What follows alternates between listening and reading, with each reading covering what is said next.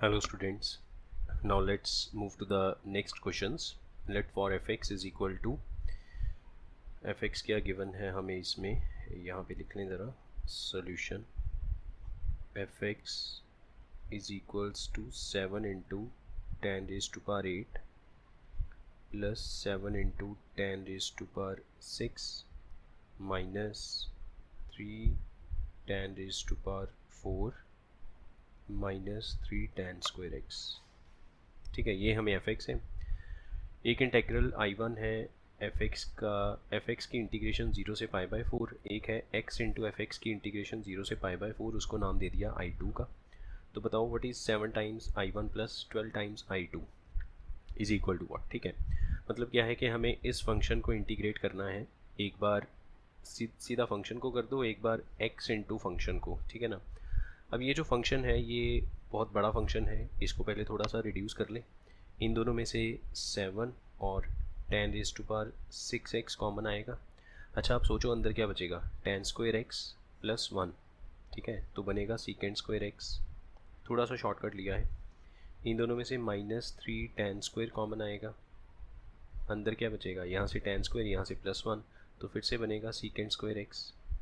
सीकेंड square x दोनों में से फिर कॉमन आएगा, और tan स्क्वायर भी कॉमन लिया जा सकता है ना। तो हमने एक सीकेंड स्क्वायर एक्स कॉमन किया और एक tan स्क्वायर एक्स कॉमन किया। रेस्ट क्या बचा, 7 times tan raise to power 4x minus 3। ठीक है, यहाँ तक देखो ज़रा, सबको समझ में आया। अब ये हमारा फंक्शन है जो फाइनली रिड्यूस हो गया। इससे ज़्यादा रिड्यूस नहीं करेंगे, करने का कोई फ़ायदा भी नहीं होगा। ठीक है ना। अब देखो tan x का जो इंटेग्रल है, tan x का integral that is सीकेंड square x. और अगर हम इस फंक्शन को इंटीग्रेट करें, अगर हम पहले I1 कैलकुलेट करें दैट इज़ fx, मतलब ये सब इसमें आएगा secant square x into tan square x into 7 times tan raise to power 4x। ठीक है, माइनस 3 और साथ में dx 0 से पाई बाई 4। तो साफ नज़र आ रहा है, इसमें हम tan x को t पुट करेंगे तो tan x is equals to t। तो tan का derivative secant square x dx that is equals to dt। ठीक है जी, तो ये सीकेंड स्क्वायर और dx ये तो dt बन गया। So what will be integral. अच्छा, अब लिमिट्स, अगर x 0 होगा तो tan 0 0 होगा, t भी 0 होगा। अगर x पाई बाई 4 पे जाएगा तो यहाँ पे x की जगह पाई बाई 4 पुट करो, tan पाई बाई 4 1, तो यहाँ पे 1 आ जाएगा। और ये बनेगा t square into 7t square minus 3dt। ठीक है, इस पर अब आप इंटीग्रेट कर सकते हैं, है ना। इस पर पावर फार्मूला लगाएंगे। पावर फार्मूला लगाने के बाद ये बनेगा 7 into t raise to power, यहाँ पे 4 है ना, टी स्क्वायर नहीं है, 7 रेज़ टू टी की power 7 by 7 0 to 1 like this. फिर माइनस 3 टी स्क्वायर का बनेगा टी क्यूब बाई क्यूब, इसमें भी 0 to 1। ठीक है, ये 7 इसे कट हुआ, ये 3 इसे कट हुआ। सो अपर लिमिट 1 माइनस 0, माइनस इसमें भी 1 माइनस 0, अल्टीमेटली आया 0। सो I1 की वैल्यू है 0। ठीक है, I1 तो निपट गया, I2 पे आ जाते हैं। Now what is I2। I2 is equals to x into f x d x from 0 to pi by 4। अच्छा, अब आप देखो इसमें अगर हम इसको इंटीग्रेशन बाय पार्ट्स करें, ठीक है, जो हमने I1 किया था वो क्या था, I1 is equal to integral of f x d x from 0 to pi by 4, और ये 0 के इक्वल आया, है ना। ये हमने सॉल्व कर लिया। तो हमने देखा कि एफ एक्स की अगर इंटीग्रेशन 0 to पाई बाई 4 करेंगे तो 0 आंसर आएगा, जो हमने ऑलरेडी कर ली यहाँ पे, जिसमें tan x को t बना के फिर हमने ये इंटीग्रेट किया। ठीक है, अब हमारे पास ये दो फंक्शंस हैं। ठीक है ना, ये एक x है, एक एफ एक्स है। अब किसको u बनाएं, किसको v बनाएं। तो जिसका इंटेग्रल मुझे पता होगा उसको मैं v बनाऊंगा, और जिसका डेरिवेटिव, देखो x जो है, x का इंटेग्रल भी किया जा सकता है, डेरिवेटिव भी किया जा सकता है, लेकिन एफ एक्स का क्या करना है, एफ एक्स का इंटेग्रल करना है कि डेरिवेटिव करना है। तो मैंने I1 पे ध्यान दिया, I1 में मैं एफ एक्स की इंटीग्रेशन कर चुका हूँ 0 से पाई बाई 4। तो जिसकी इंटीग्रेशन मुझे पता है उसको मैं v बनाऊंगा ना, और ये u बनेगा। तो रूल क्या कहता है कि u as it is into f x v का इंटेग्रल, ठीक है, फिर माइनस अब u का डेरिवेटिव, तो इसका डेरिवेटिव 1, ठीक है, into integral of f x d x, और इस पे लिमिट है 0 टू पाई बाई 4। अच्छा, अब ये जो इंटेग्रल 0 टू पाई बाई 4 ये वाला है, ये तो ज़ीरो हो गया, 0 इंटू एक्स हो गया 0। अब बच्चे यहाँ पे मिस्टेक ना कर दें, इसको ज़ीरो मत बना देना, ये ज़ीरो नहीं है। क्यों ये ज़ीरो क्यों नहीं है? बिकॉज इसको इंटीग्रेट करके 1 से मल्टीप्लाई करके फिर इंटीग्रेट करना है, फिर उसमें लिमिट्स लगानी है, तो इसमें 2 बार इंटीग्रेट करने के बाद जो आंसर आएगा उसमें लिमिट लगेगी। ये तो एक इंटीग्रेशन से जो आंसर आया, लिमिट लगाई तो ज़ीरो आया है ना, इसमें तो 2 बार इंटीग्रेट होगा, तो इसलिए ये गलती मत करना। तो यहाँ पे हम अपना आंसर लिखेंगे। अच्छा, I1 का आंसर क्या आया था बिना उसके, t⁻7 माइनस t⁻3, ये आंसर आया था ना इसका, t⁻7 माइनस t⁻3 I1 का, मतलब कि ये fx की इंटीग्रेशन का आंसर ये आया था बिना लिमिट्स के, ठीक है। तो t क्या था, 10⁻7 और यहाँ पे 10⁻3, इसका मतलब यहाँ पे आपका क्या बनेगा, 1 इंटू समथिंग, वो तो सेम ही रहेगा ना, 0 to pi by 4 f x का इंटेग्रल 10⁻7x माइनस 10³ dx, ठीक है। अब इसका फिर से इंटेग्रल करेंगे, वहाँ पे जो आंसर आएगा उसमें लिमिट्स लगाएंगे, सही है। तो इसका इंटेग्रल करने के लिए हमने कॉमन किया इसमें से, 10⁻3 कॉमन आ जाएगा, लेकिन रहेगा तो अंदर ही है ना, और ये बनेगा 10⁻4x minus 1 dx 0 to pi by 4। So next minus as it is 0 to pi by 4 10³ x। अच्छा, अब इसमें फॉर्मूला लग गया, a² minus b², a minus b into a plus b dx, ठीक है। अब देखो tan² x प्लस 1, ये तो secant² x बनेगा, this will become secant² x, और tan x को अगर t बना दें तो इसका डेरिवेटिव ये बन गया, ठीक है। तो tan x को मैंने t बना दिया, तो ये बनेगा t³ into t² minus 1 into dt, और 0 टू 1 लिमिट आएगी, बिकॉज tan x को t बनाएंगे, x जब 0 होगा तो t 0 होगा, x पाई बाई 4 होगा तो t 1 पे पहुंच जाएगा, tan pi by 4 is 1, clear है। अब इसमें आप इसको इंटीग्रेट करेंगे प्रॉपरली, है ना, पावर रूल के साथ, फिर लिमिट्स अप्लाई करेंगे, तो इसका आंसर आएगा 1/12। ये है हमारा I2, ठीक है, I2 की वैल्यू है 1/12। सो देयरफॉर अब हमें क्या चाहिए था, ये आप करके देख लेना, मुझे पता है ये पावर रूल लगेगा और इसमें लिमिट्स लगानी है, ये हो जाएगा solve. Now 7 times I1 12 times I2, 7 times I1 12 times I2 is equal to 7 into 0 0, 12, इसको 12 से मल्टीप्लाई करेंगे तो 1 रह गया, ठीक है। तो आंसर में कितना आएगा, 1। देखें ज़रा ऑप्शन, इसमें ए ऑप्शन है, आंसर इज़ 1। नेक्स्ट एक इंटेग्रल गिवन है 0 से लेके अल्फ़ा से लेके ln4 dx root e⁻x minus 1 is equal to pi by 6, then e⁻α and e⁻−α are roots of the equation. आगे इक्वेशन हमें गिवन है, मतलब कि हमें जो आंसर फाइंड आउट करना है, ये और ये इनमें से किसकी रूट्स हैं, तो मुझे पहले इसका आंसर तो पता हो, तभी तो हम बता सकते हैं ये किसकी रूट्स हैं। अच्छा, अब आपको याद होगा, अगर मैं इस पर लिमिट्स हटा दूँ, सिर्फ इसको इंटीग्रेट करूँ, तो ये तो हम रेगुलर क्लास में भी करते हैं कि रूट के अंदर जब ऐसा कुछ आ जाए, कुछ भी समझ में ना आए, तो हम इस पूरी रूट वाली टर्म को ही टी बना देंगे, ठीक है ना। ये तो हमने रेगुलर क्लास में क्वेश्चन सॉल्व किया हुआ है कि रूट ऑफ e⁻x माइनस 1 को टी बना दिया, स्क्वायर को हटा के यहाँ पे रूट को हटा के स्क्वायर लगा दो, ये भी चलेगा। नाउ e⁻x डिफ्रेंशिएट किया इंटू डी एक्स, 1 का तो 0 हो गया, यहाँ पे आएगा 2t dt, ठीक है। तो आपको dx की वैल्यू मिल जाएगी यहाँ से, सही है।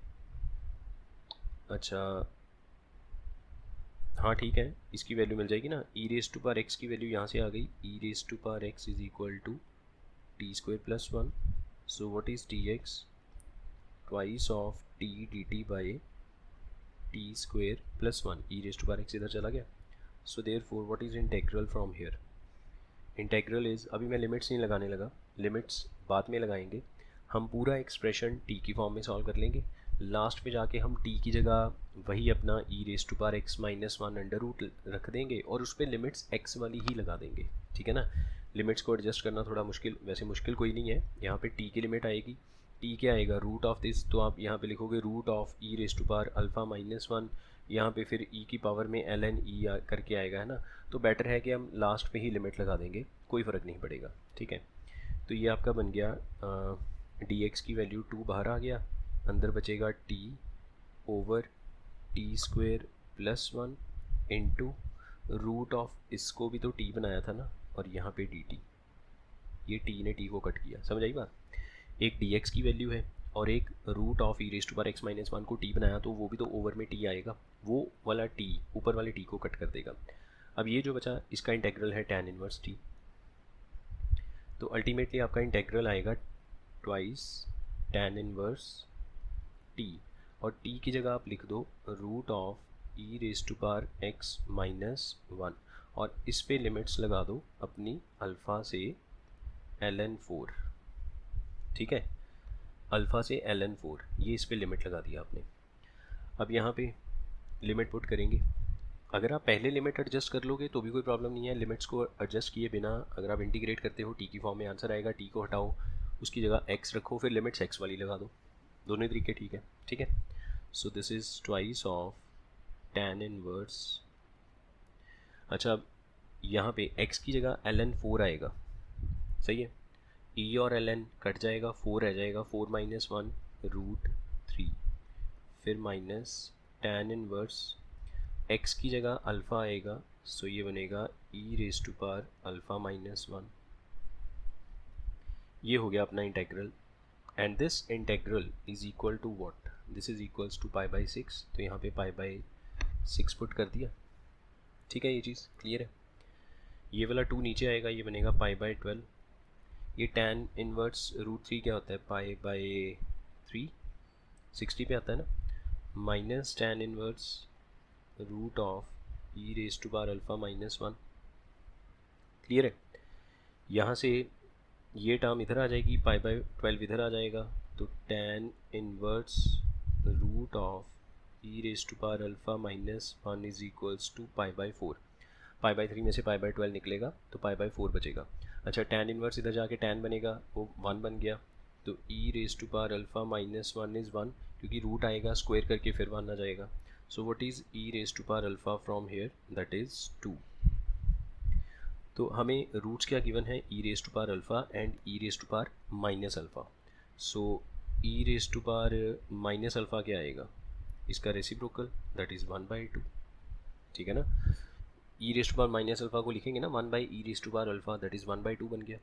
तो ये दो रूट्स हैं 2 एंड 1/2। अब देखो 2 और 1/2 इसमें से किसकी रूट्स हैं, ऐसे नहीं पता चलता तो आप वो लगा लो ना अपना formula, x square minus sum of roots, इन दोनों को प्लस करेंगे तो 5/2x, फिर plus product of roots multiply करके 1 इज़ इक्वल टू 0, इस 2 को हटाने के लिए मल्टीप्लाई बाई 2 किया, तो यहाँ से 2 हट गया और ये डबल हो गए टर्म्स, तो 2x square minus 5x plus 2, ये अपना आंसर आ गया सी ऑप्शन, ठीक है। नेक्स्ट इंटेग्रल माइनस पाई से pi 2y into 1 plus sine y over 1 plus cos square y d y is equal to what, simple flat question है जिसमें हम property वो जो 6 वाली थी ना वो यूज़ करते हैं, कि जिसमें हम क्या करते हैं अपना जब माइनस ए टू ए आता है एफ एक्स में, सो इसको हम लिख सकते हैं ना 0 to a f x plus f of minus x, ये वाली प्रॉपर्टी यूज़ करेंगे। अच्छा अब इसमें डी वाई है, मतलब x की जगह y आ गया, तो y के विद रिस्पेक्ट सब कुछ है, तो इसको आप कैसे लिख सकते हो। अच्छा सबसे पहले इसमें हम क्या करें, एक और भी तो हमें पता है ना कि माइनस ए टू ए अगर यहाँ पे ऑड फंक्शन है तो इसका आंसर 0 है ना शॉर्टकट में।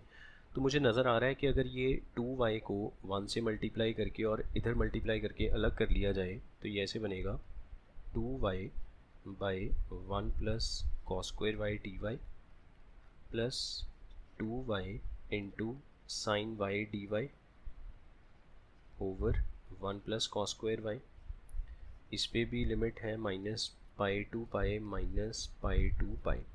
आप ध्यान से देखो, ये ऑड फंक्शन है, इसमें अगर आप y की जगह माइनस वाई करेंगे कॉस को तो कोई फ़र्क नहीं पड़ेगा, वो तो स्क्वायर की फॉर्म में है, और वैसे भी कॉस का आर्ग्यूमेंट पॉजिटिव से नेगेटिव हो भी जाए उसको कोई फ़र्क नहीं पड़ता, ठीक है। लेकिन 2y का माइनस 2y बन जाएगा, तो पूरा एक्सप्रेशन सेम रहेगा, बस माइनस साइन आ जाएगा उसके आगे। तो ये तो ऑड फंक्शन हुआ, जो ऑड फंक्शन है उसका इंटेग्रल ज़ीरो है, तो इसने तो ज़ीरो आंसर दे दिया। अच्छा, अब ये वाला इवन फंक्शन है, देख के पता चल रहा है, y की जगह माइनस वाई करेंगे, साइन अपना माइनस बाहर करेगा, ये वाला y भी नेगेटिव होगा, मल्टीप्लाई करके फिर से वही चीज़ बन जाएगी, और कॉस को तो कोई फ़र्क पड़ने वाला है नहीं है। तो ये तो इवन फंक्शन है। इवन फंक्शन को आप कैसे लिख सकते हो, डबल करके, double of 2y sine y over 1 plus cos square y, limits are 0 to pi dy, ठीक है ना। लोअर लिमिट को 0 कर दिया, अपर लिमिट सेम रहेगी क्योंकि ये इवन फंक्शन है, ठीक है। ये चीज़ क्लियर है। सो दिस इज़ इंटेग्रल आई, 2 2 4 हो गया। अच्छा, अब इसमें अगर हम साइन हाँ ये y ना होता तो हम cos को टी पुट कर सकते थे ना, लेकिन ये y प्रॉब्लम करता है। तो ये जो 2 इंटू टू, इसको मैं बाहर 4 लिख दूँ ऐसे करके, 2 2 4, ठीक है। ये फर्स्ट इक्वेशन, इसमें हम अपनी वो किंग प्रॉपर्टी यूज़ कर सकते हैं, put x is equal to upper limit plus lower limit minus x, इसमें हम y लिखेंगे, है ना। पुट y, इसको हटा दें, ये वाला तो प्रॉपर्टी लिखी है जो हम बहुत बार पहले भी लिख चुके हैं। Put y is equals to upper limit minus y, lower limit तो वैसे ही ज़ीरो है, ठीक है। So integral i will be 4 times pi minus y into, अच्छा अब साइन में पाई माइनस वाई करने से साइन y ही रहेगा, साइन 180 माइनस थीटा ही साइन थीटा। कॉस में करेंगे तो माइनस कॉस y आएगा, लेकिन वो स्क्वायर में है तो वो फिर से प्लस कॉस y बन जाएगा इंटू डी वाई। ये सेकेंड इक्वेशन। अगर आप इन दोनों इक्वेशंस को ऐड करोगे, नाउ यू कैन सी, ये बनेगा ट्वाइस ऑफ इंटेग्रल, 4 बाहर आ जाएगा, है ना, लिमिट सेम 0 टू पाई, और साइन y और 1 प्लस कॉस स्क्वायर y ये कॉमन आ जाएगा, y और पाई माइनस वाई जुड़ेगा तो y कट गया, पाई बाहर आ गया, ऊपर बचेगा sine y d y 1 plus cos square y, ठीक है। सिंपल एक फ्लैट क्वेश्चन है जिसमें आपने एक दो प्रॉपर्टीज़ यूज़ करनी है डेफिनेट इंटेग्रल्स की। अब इसमें आप कॉस y को टी पुट कर सकते हो, और क्योंकि जो कॉस फंक्शन है वो आपका 0 से पाई अगर कॉस का ग्राफ देखा जाए तो ऐसे करके कॉस का ग्राफ है, ठीक है ना। ये 0, ये पाई बाई 2 और ये पाई, तो कॉस का ग्राफ कॉन्टीन्यूस भी है, 1 1 भी है। इसमें हॉरिजॉन्टल लाइन टेस्ट करके देखो, हर हॉरिजॉन्टल लाइन सिर्फ एक बार कट करेगी कर्व को, है ना। तो आप कॉस वाई को टी बना सकते हो, तो हमने कॉस वाई को टी बनाया, डेरिवेटिव करके बनेगा minus sine y d y is equals to d t, जो कि ऊपर है लिमिट्स, अगर y 0 पे होगा, अच्छा ये 2 ने इसको कट किया, यहाँ पे 2 रह गया, ठीक है। So integral is 2 pi, minus बाहर आएगा तो माइनस 2 पाई लिखते हैं यहाँ पे, और यहाँ पे ऊपर बन गया dt, नीचे बन गया 1 प्लस टी स्क्वेयर। लिमिट्स क्या लगाओगे, जब लोअर लिमिट 0 है मतलब y 0 है तो cos y cos 0 1, और जब पाई पे पहुंचेगा तो -1, ठीक है। ये बन गया आपका tan इनवर्स, तो 2 पाई tan इनवर्स t, और साथ में माइनस भी आएगा 1 to -1, so -2 pi tan inverse -1 करेंगे तो -π/4, फिर माइनस लगा के 1 करेंगे तो फिर से π/4, टोटल हो गया π/2, तो -2 पाई इंटू -π/2, ये 2 कट गया, minus minus plus pi square, option is a, pi square. Clear. Next 0 to π/4, 136 sin x over 3 sin x plus 5 cos x dx is equal to what. अच्छा देखो, इसमें ऊपर साइन वाली टर्म है, नीचे sine cos वाली term है, तो ये इंडेफिनेट इंटीग्रेशन की टाइप्स को याद करो। उसमें टाइप 10 या 11, 9 10 11 कोई एक टाइप थी, अब मुझे एग्जैक्ट नंबर नहीं याद, पर एक टाइप थी जिसमें क्या होता था, मतलब उन्हीं में से ही है ना। ऊपर भी साइन है, नीचे भी मेरे ख्याल से टाइप 9 थी ना, साइन ऊपर भी साइन है, नीचे भी साइन कॉस है, या 11 थी।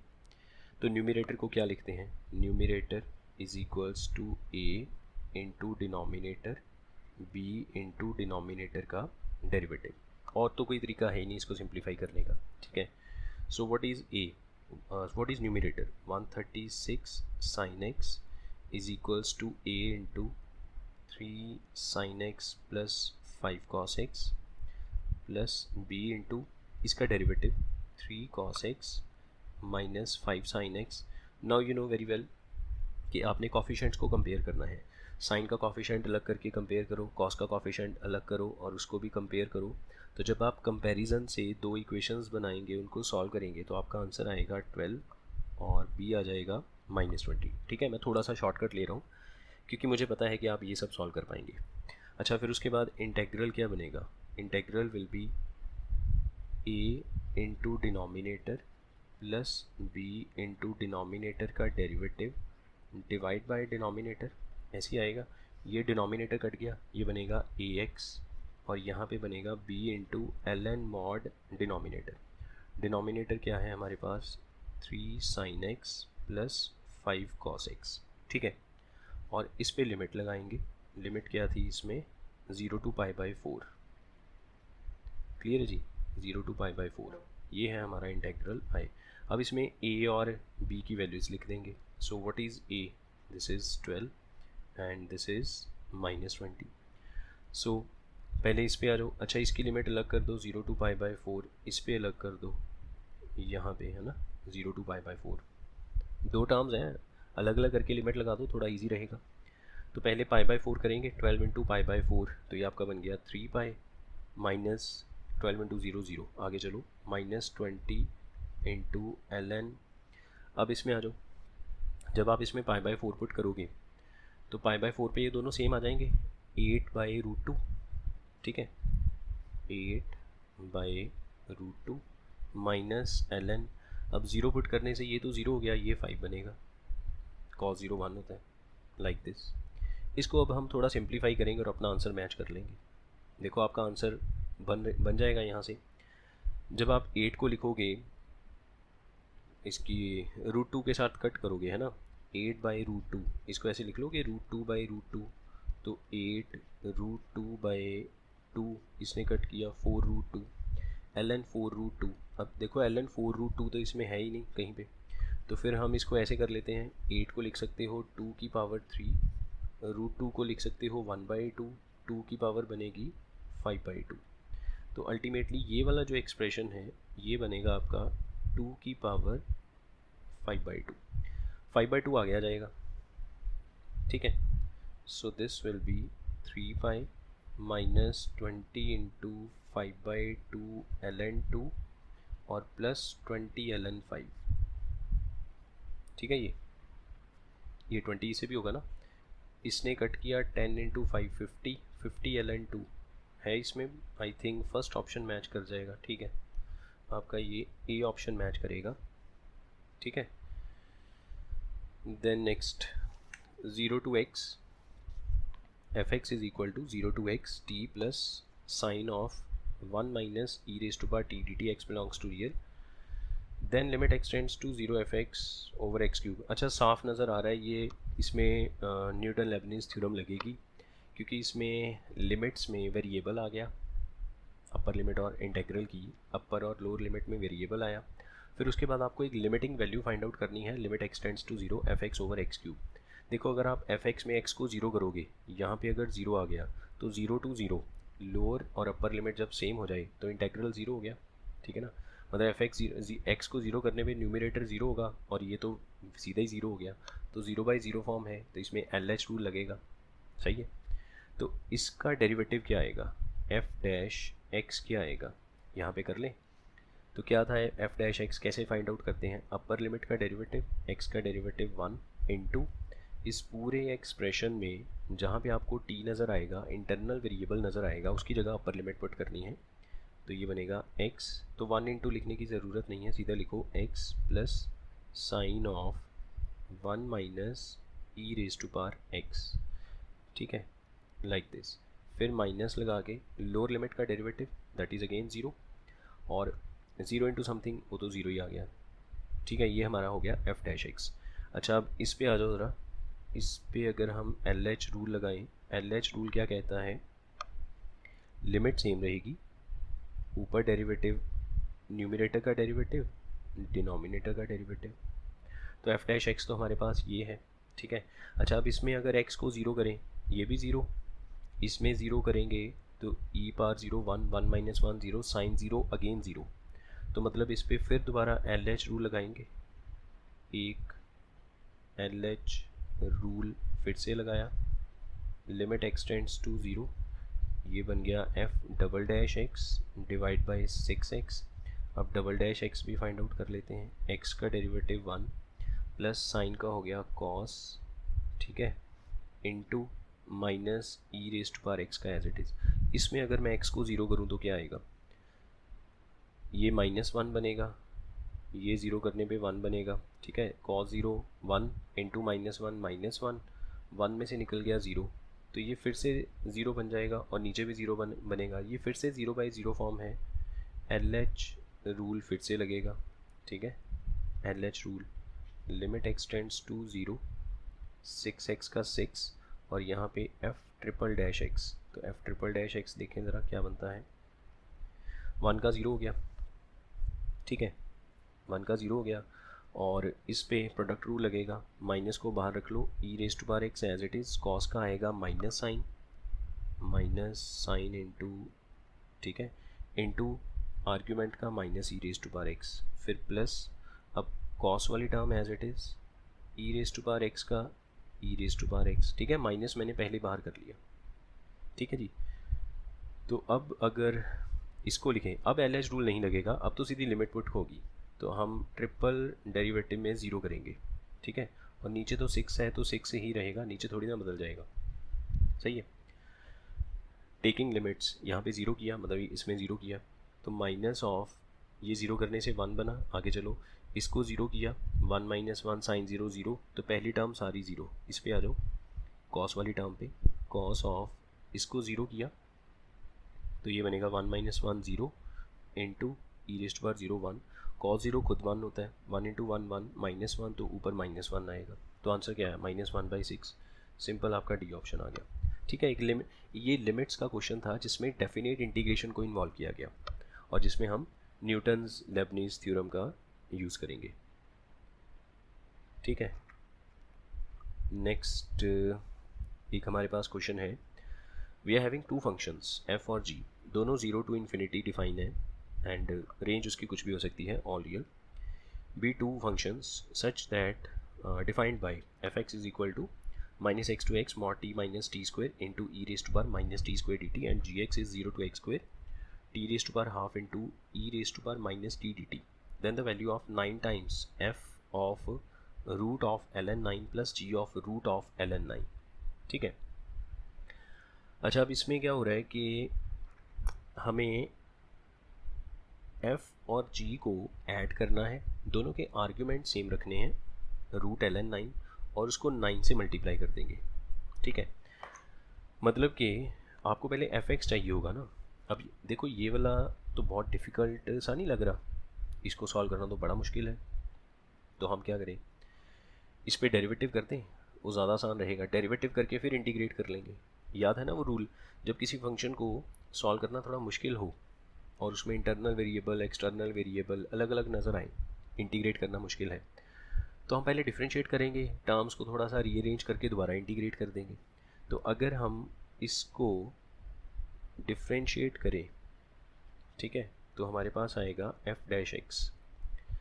नाउ अपर लिमिट का डेरिवेटिव, एक्स का डेरिवेटिव वन इंटू, अब ये जो आपका एक्सप्रेशन है, ये वाला एक्सप्रेशन, इसमें टी की जगह अपर लिमिट, तो ये बनेगा mod x minus x square into e raise to power minus x square, ठीक है।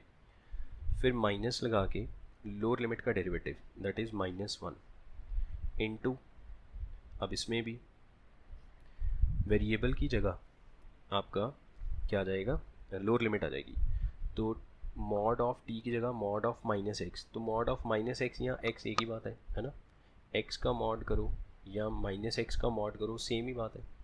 मान लो एक्स को आपने टू रखा, तो यहाँ पे टू रखो, यहाँ पे टू रखो, मॉड करके तो टू ही आएगा, कोई फ़र्क थोड़ी ना।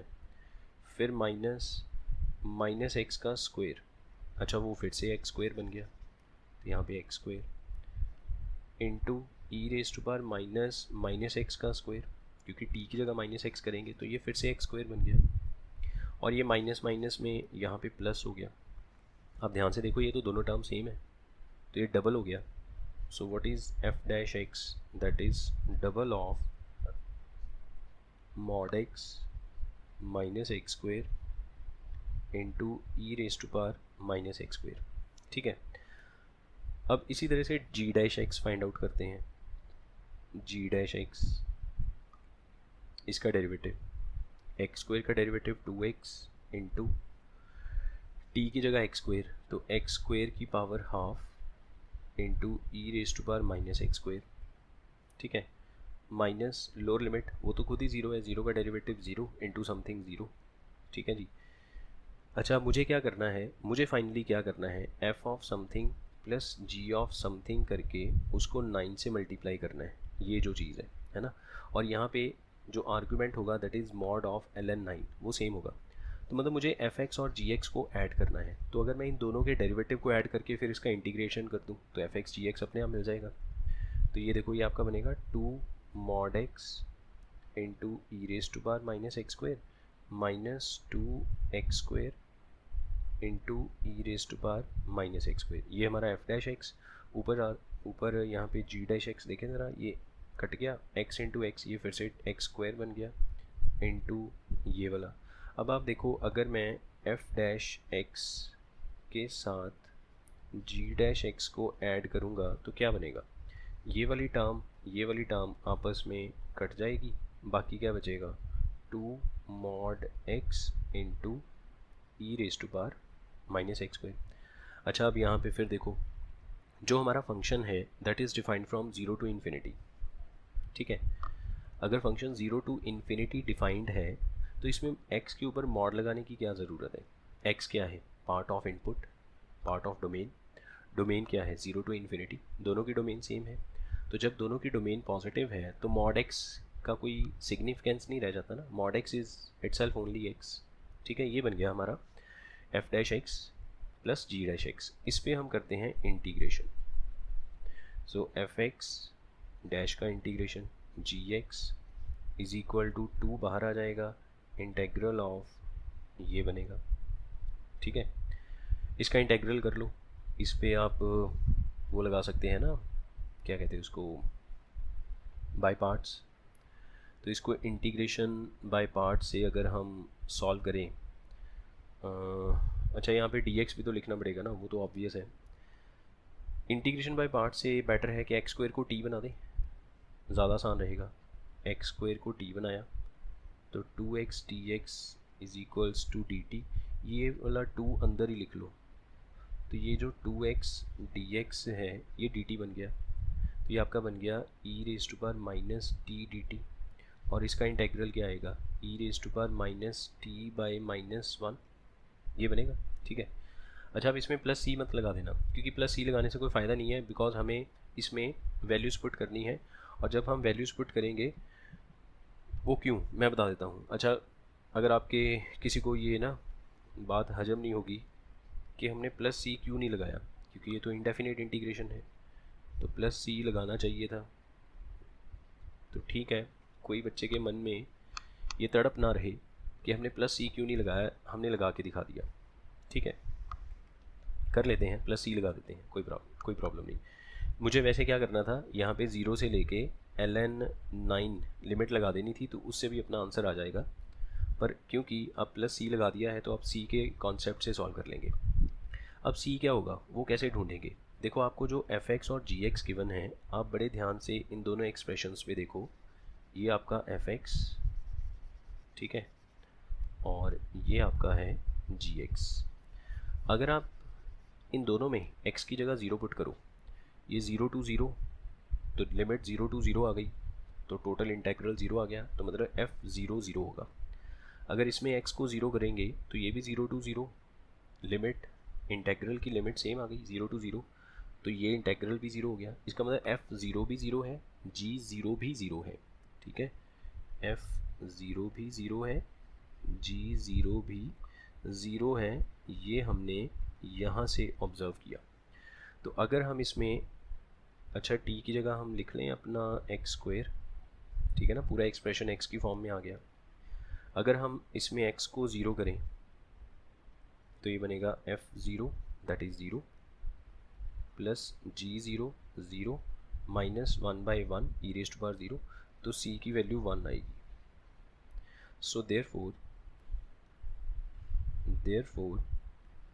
fx plus gx minus 1/e⁻x² plus 1। अब हम क्या चाहते थे, we need to find f ln 9 plus g ln 9, यही चाहते हैं ना। तो हमने x की जगह रूट ln 9 किया, तो ये बनेगा माइनस 1/e⁻ln 9, क्योंकि रूट का स्क्वायर करेंगे ये कट गया, 1/9 प्लस 1 भी आएगा साथ में, तो ये बनेगा टोटल आपका माइनस 1/9 प्लस 1 दैट इज़ 8/9। और अगर इस पूरे एक्सप्रेशन को हम 9 से मल्टीप्लाई कर दें यहाँ पे, ठीक है, यहाँ पे अगर हम 9 मल्टीप्लाई करें तो ये भी 9 से मल्टीप्लाई होगा, 9 से 9 कट गया, आंसर कितना आएगा 8। So 9 times this and this will be equals to 8। Next, a और b रियल कॉन्स्टेंट्स हैं such that function f(x) defined by x² plus 3x plus a, x less than equal to 1 और greater than 1 पे ये है differentiable. Function differentiable है तो -2 to 2 f(x) क्या होगा। सिंपल सी बात है यार, -2 to 2 तक चलने में 1 आएगा, 1 पे हमें ब्रेक करना पड़ेगा, ठीक है। ये एक सिंपल क्वेश्चन है, जिस ये ना कॉन्टीन्यूटी डिफरेंशियबिलिटी का क्वेश्चन है, जिसको इंटीग्रेशन के साथ लिंक किया गया। कैसे आप इस इंटेग्रल को कैसे ब्रेक करोगे, -2 to 2 f(x) सीधा तो कर नहीं सकते, क्योंकि -2 से 1 तक डेफिनेशन कुछ और है ये वाली, और 1 से लेके 2 तक डेफिनेशन ये वाली चलेगी, ठीक है ना। बस ये है कि ये डेफिनेशन इनकम्प्लीट है बिकॉज इसमें a और b मिसिंग है। तो आपने कॉन्टीन्यूटी डिफरेंशियबिलिटी में ऐसे बहुत सारे क्वेश्चंस किए हैं जिसमें फंक्शन कॉन्टीन्यूस है या डिफरेंशियबल है, तो आप उसमें वो क्या करते हो, वेरिएबल्स ढूंढ लेते हो, तो आपका फंक्शन कंप्लीट हो जाएगा, ठीक है। तो उस हिसाब से इसको करेंगे सॉल्व। अब क्योंकि फंक्शन डिफरेंशियबल है तो ऑफ कोर्स फंक्शन कॉन्टीन्यूस भी है, तो LHL will be equals to RHL। LHL 1 पे LHL क्या आएगी, 1 + 3 4 + a, ठीक है, that is equals to b + 2। एक इक्वेशन ये बनेगी, दूसरा LHD RHD के इक्वल आएगा एट x = 1, ठीक है ना। ये सारी बात x = 1 पे हो रही है, तो LHD क्या आएगा इसका 2x + 3 is equal to RHD आएगा b। तो इसमें अगर 1 पुट करेंगे तो b की वैल्यू 5 और b की वैल्यू यहाँ ले जाओ, 5 + 2 7 4 निकल गया, a की वैल्यू 3, a और b मिल गया। और इसी वजह से तो अपना ये क्वेश्चन रुका हुआ था। तो -2 to 1, 1 से कम वाली ये डेफिनेशन है x² + 3x + 3 dx plus 1 to 2। अब 1 से ज़्यादा वाली डेफिनेशन 5x + 2 dx, ठीक है। बस अब इसमें वैल्यूज़ वगैरह पुट करो, लिमिट्स लगाओ, पूरा सॉल्व करो, और आपका जो आंसर है वो आंसर आएगा 17। B will be the correct option, ठीक है। ये आप करके देख लेना। सो आज के लिए हम इतने क्वेश्चन सॉल्व करेंगे, रेस्ट हम नेक्स्ट टाइम नेक्स्ट क्लास में इसको कंटिन्यू करेंगे।